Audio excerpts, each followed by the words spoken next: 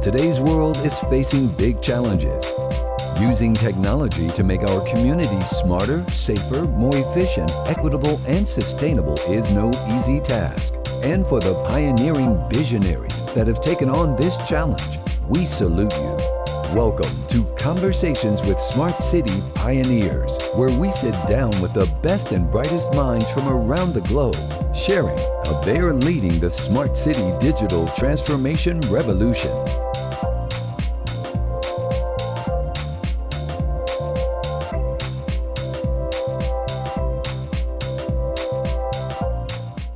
Hey, Alby.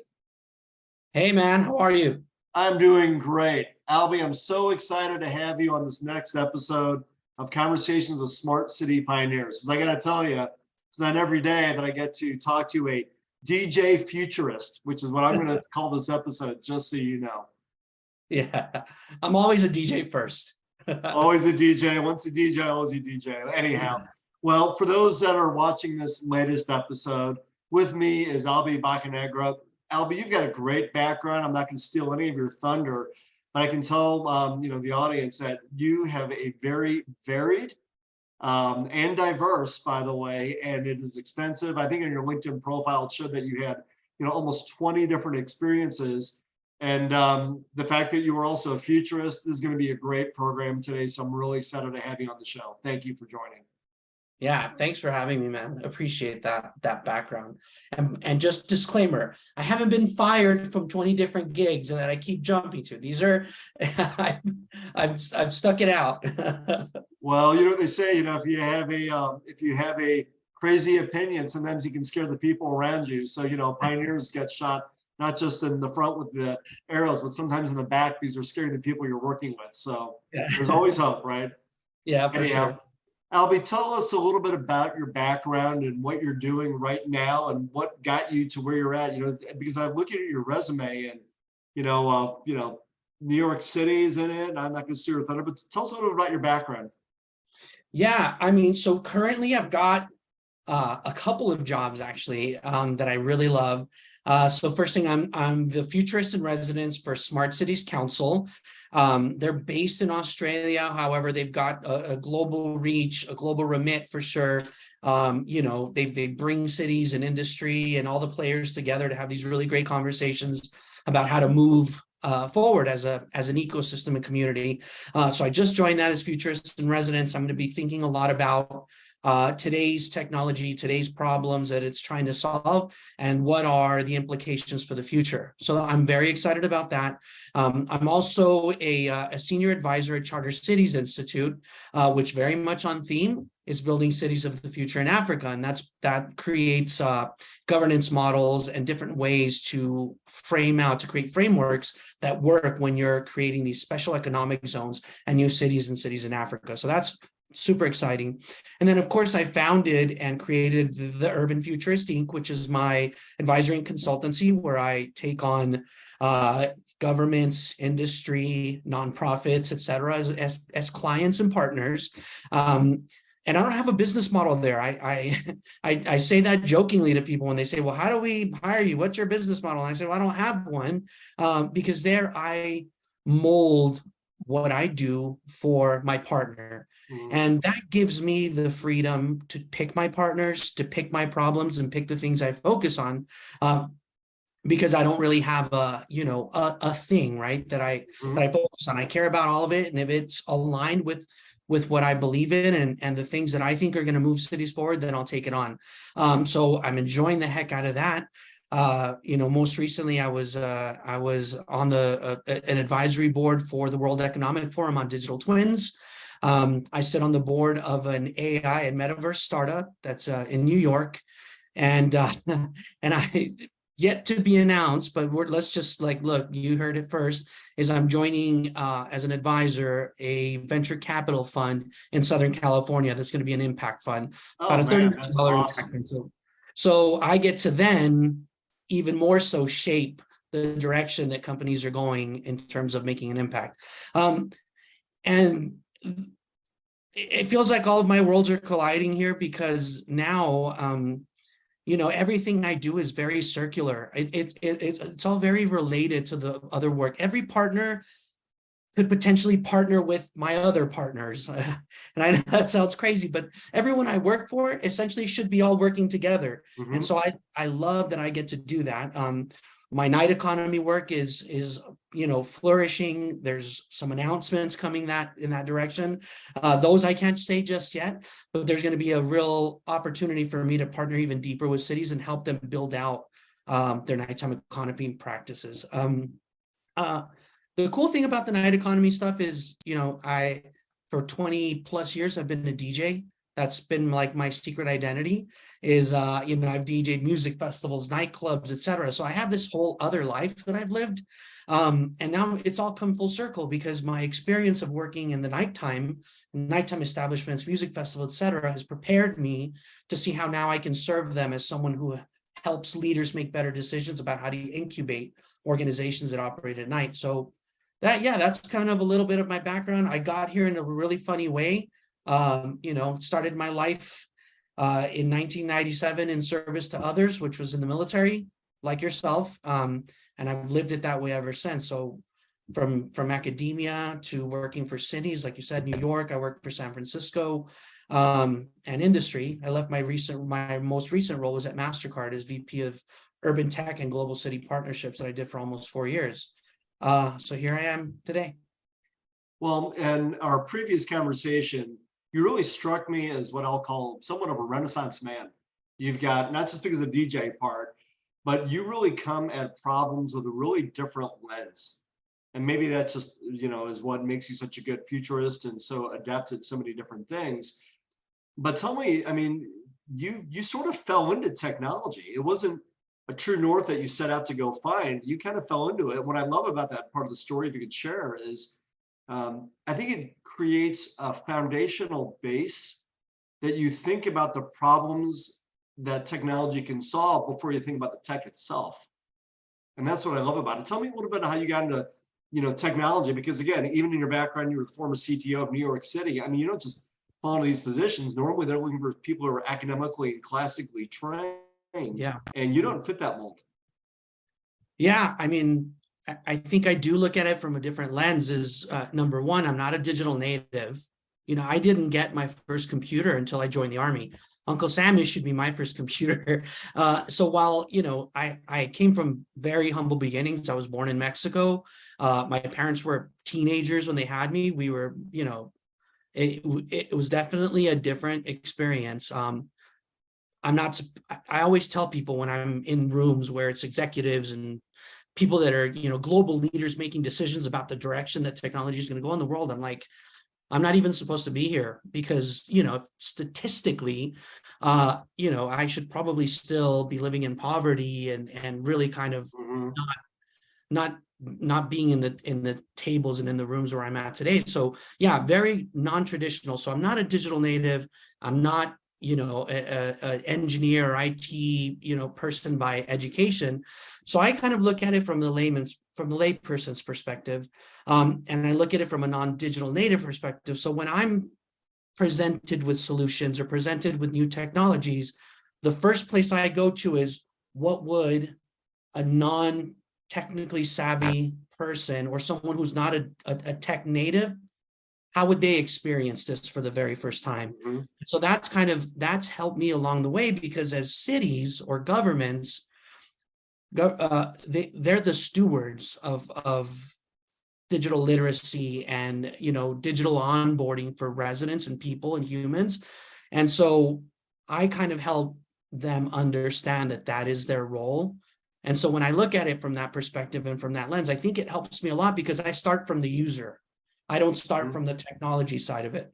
I look at technology more as an enabler and as a tool versus the thing that we have to build our lives around. And so I think that's the perspective that I bring.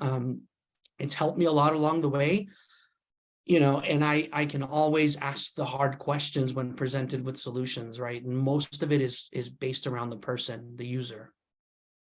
Well, that makes a lot of sense. And coming out of COVID, I think the human element became really front and center, because I think that a lot of the smart technologies, which sounded really cool and fascinating, but almost as optional, I think as soon as you have a realization that the bandwidth that you're competing with your kids trying to go to virtual school and you're trying to work remotely, and all the other things that you're trying to do to perform your job function. I mean, technology all of a sudden becomes very real in the definition of how do you live your daily life. And so I can appreciate, that lens you come at it.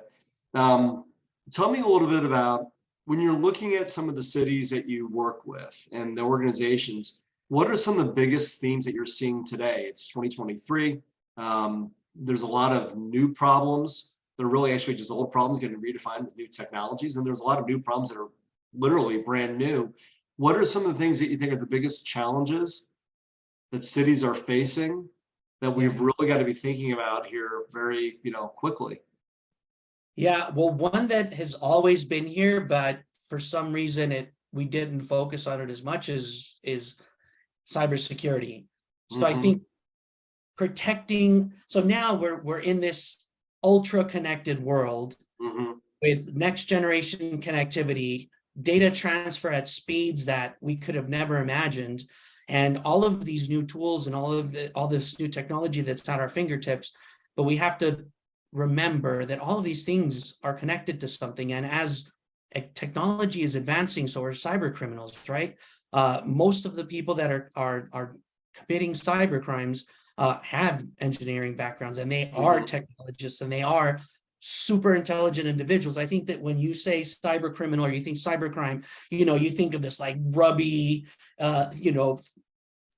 crook behind this computer trying to hack away and steal your stuff. But these are very sophisticated people who are very intelligent. And so now, as technology advanced, so have cyber criminals at the same rate of speed. However, governments aren't moving at that same speed. There's more, it's more of a heavy lift. Even large organizations aren't moving at the speed that cybercrime moves and that sophistication that's developed. And so I think more than ever, I think we have to reprioritize cybersecurity, and we have to protect our information, our data, our power grids, our sensors, our lighting systems, the things that we have deployed in the public realm to make people's lives better are now at risk. And so we can't not assume that we are always being under attack, right? And so I think now there has to be this level of not just reaction, but this level of preparedness and anticipation, and not just that, kind of almost working offensively on the offense to kind of beat cyber criminals at their own game, right? And so I think that there is a complete game-changing opportunity there for us to really level it up 1,000% when it comes to protecting our assets.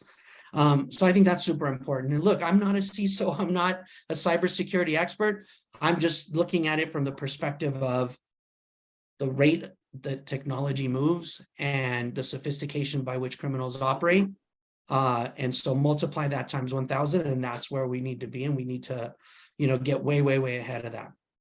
I think artificial intelligence is obviously going to change a lot of things.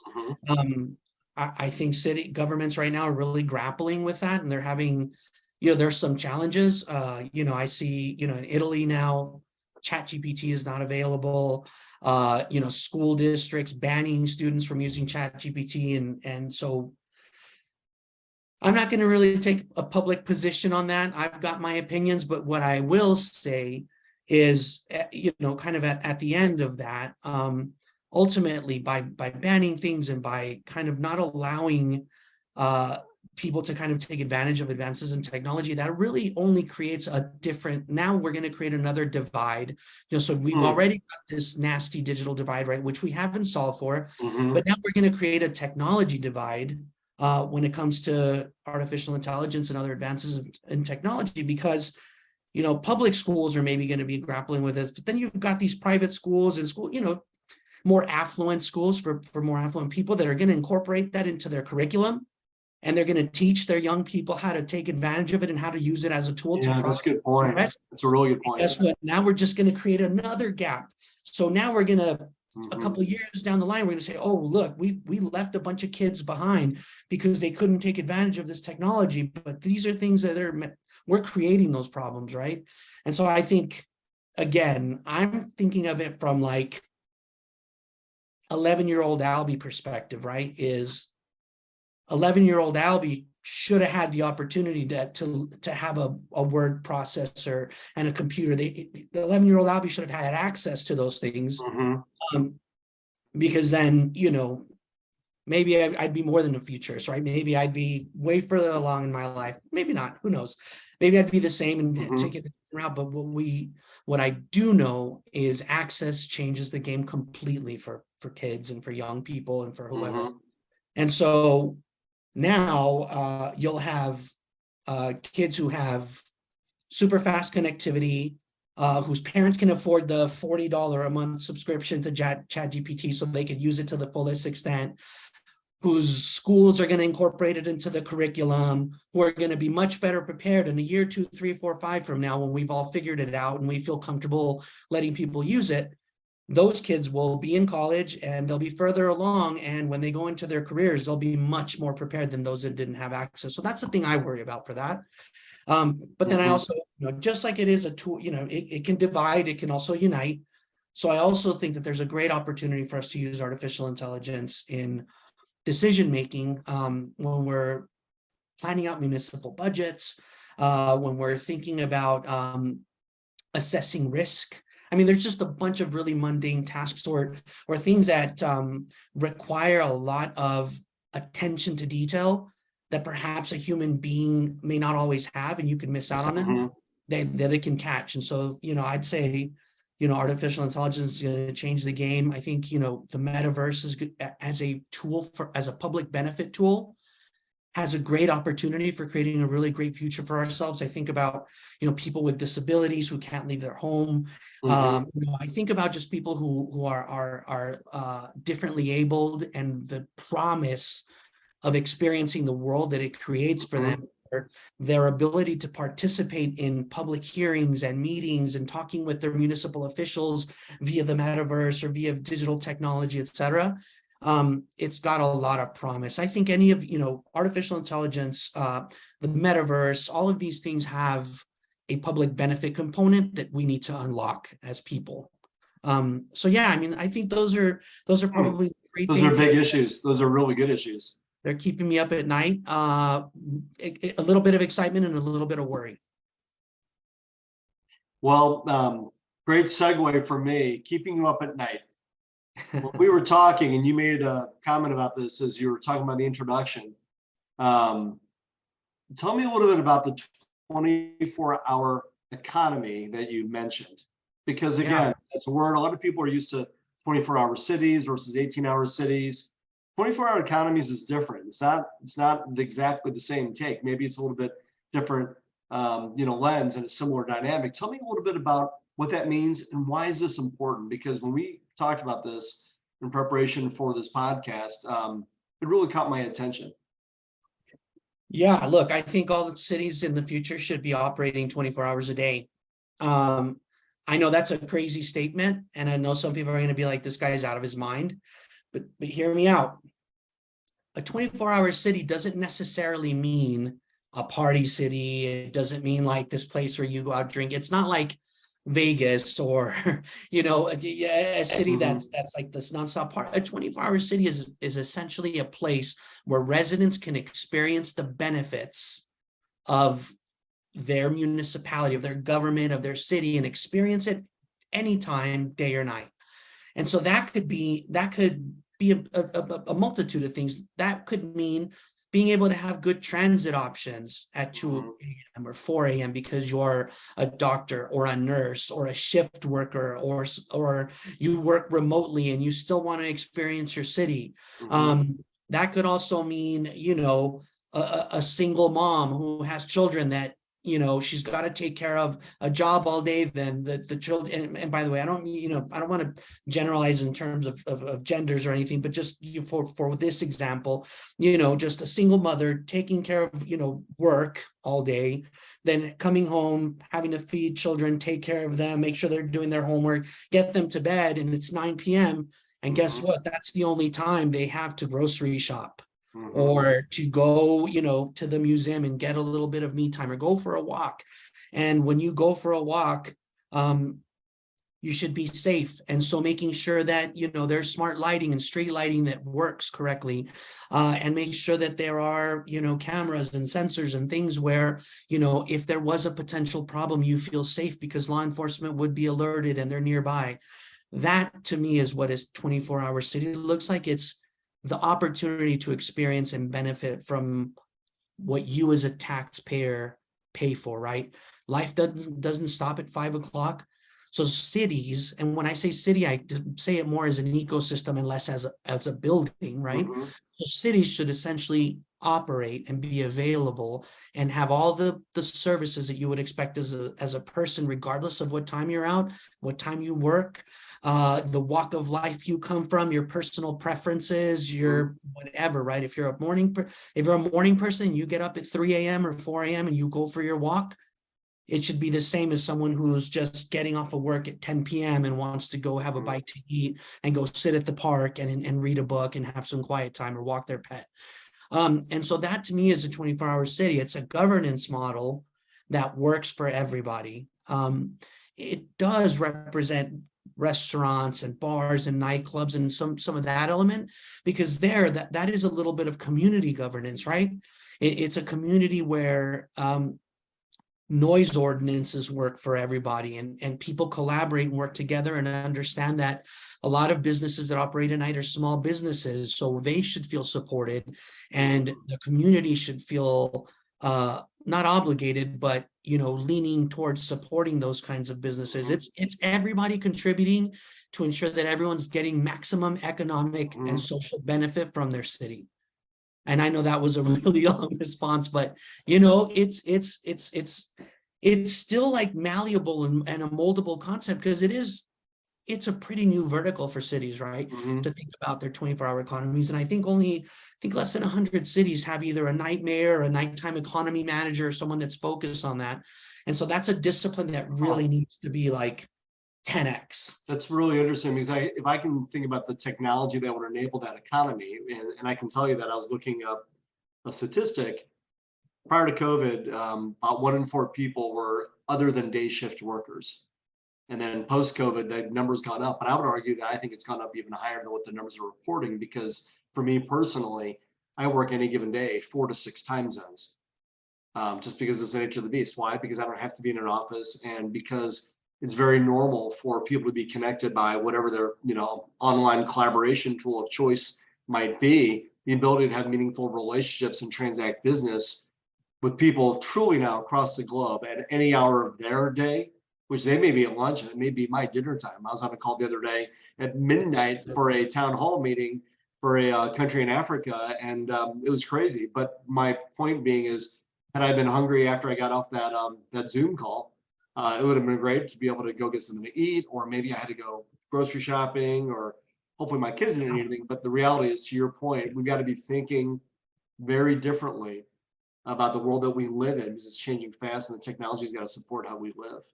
That's right. So, and you gave a great example on traveling. There's a lot of folks that travel for a living, and you might not be in the same time zone. You arrive, you leave your house at your 6 a.m., somehow might arrive at another city's midnight because you traveled overseas, and you want to get a bite to eat because it's, or you want to go for a walk, etc. So, and you might only be there for 24 hours. So it's also a tourism component, right? You want that first impression of that city you visited to be a lasting impression. And as a city, you want to make that impression because you want people to come back. So what better way to showcase your city than ensuring that it's available to everyone all the time? well, I always want to go to a music festival where you're DJing at night, and right after that, I can go grab dinner afterwards, and the city is indistinguishable from the day relative to the service offering. So that's awesome. Right. So let me ask you this. So as a futurist, I'm going to put the DJ hat and the futurist hat and the 24-hour economy hat and everything you've been doing. Where we are going with AI, where we're going with, whatever the technologies, where's all this heading? Where do you think we're going to be as an economy? If you think about through the lens of smart cities, let's look 10 to 20 years out, and especially 20 makes my head hurt. I can kind of see 5 to 10. And I can almost see easier 50, but the 20 years, it's on the precipice of far enough out, but maybe it'll advance. but maybe it's technology that isn't quite mature enough, so it's not really quite ready for prime time. Where are we 10 to 20 years out? What do you think? I mean, I think we're going to shift more towards a creative economy as time goes by. I think the concept of a job is going to change a lot. Mm. I think if you think about it, you know, if tools like artificial intelligence are going to take over mundane tasks. I mean, think of how many like administrative folks and people that are just kind of rubber stamping things that who also have this, like me, this secret life, this creative outlet. Maybe a music producer, an artist, a painter, someone with like who creates with their hands and crafts things and does stuff like that. Imagine they were freed up from those soul-crushing tasks that they do every day, day in and day out for 40 hours a day. And they talk about how much they hate their job and their mental health is affected. And it's just like this whole thing. Like, imagine that was gone and you could create for a living and you could carve out what you get to do. Kind of, look, I'm not like giving myself a pat on the back here by any shape, but look, this is the future. I have the job that I created for myself, and I use my creativity, I use my relationships, I use my social capital and all that in any way that I see fit. And I don't have a boss and nobody tells me what to do because I got freed up from the BS that I had to, like, I don't have administrative crap anymore. I don't have Fridays to catch up on admin day. I don't have that anymore. Now I create for a living, and I'm, in my opinion, in the best place I've ever been career-wise in my life. So imagine everyone had that opportunity. And I say that also recognizing that I'm spoiled, right? That I've had a lot of benefits and a lot of privilege that a lot of people don't have. So I recognize that fully. I'm just using myself as an example of when all the muck got cleaned up out of my life and I was able to create. And this is what I have today. So I can think of people that are way smarter, way more talented, that had that creative freedom, and they could create for a living. Like, I think about, like, my son. I have a 16-year-old kid that designs, and he's amazing. And this guy's going to be like one of the most important people in fashion in the future. If he didn't have to worry about homework and he didn't have to worry about all those things, and he just created, because I see him when he's in the zone and he's drafting and he's doing, I am blown away by him. So there's so many people like that want to create, but you can't make any money out of it today, right? That's why they say starving artist, etc. So imagine all of these people had a platform and had a way that they can take all these beautiful ideas that are in their head and then put them and turn them into something with the power of technology. I saw that Adobe now, they're incorporating an AI element where you could command it to do stuff for you. So imagine all these people, imagine that, in low-income neighborhoods where they just, there's no way out of there unless it's like sports or, something else. Like, imagine they could create, and there was tools for them to create and to get to uplift themselves out of their situation. Like, I uplifted myself out of my situation, but the hard way, right? But imagine where that was a thing, where you could create for a living and not have to starve and not have to, like, sing for your supper. But that's just one of the ways that I'm thinking about how things are going to change. Is the concept of a job is going to look different in 10 years. When my kids finally start looking for careers, it might be more project based, it might be more client based, and it might be more using your talent and your skills and your product, whatever it is, and give it directly to consumers. Because in this world, ticketing companies are about to be disrupted. So now artists are going to own more of their audience and their music and their social capital. Painters, etc., can now generate digital tokens and digital certificates for their artwork, and not need a middle person, not need a gallery, and not need a broker, and not need someone to assign value to their art. So imagine that world where you can monetize your creativity. That's what I think the future is going to look like.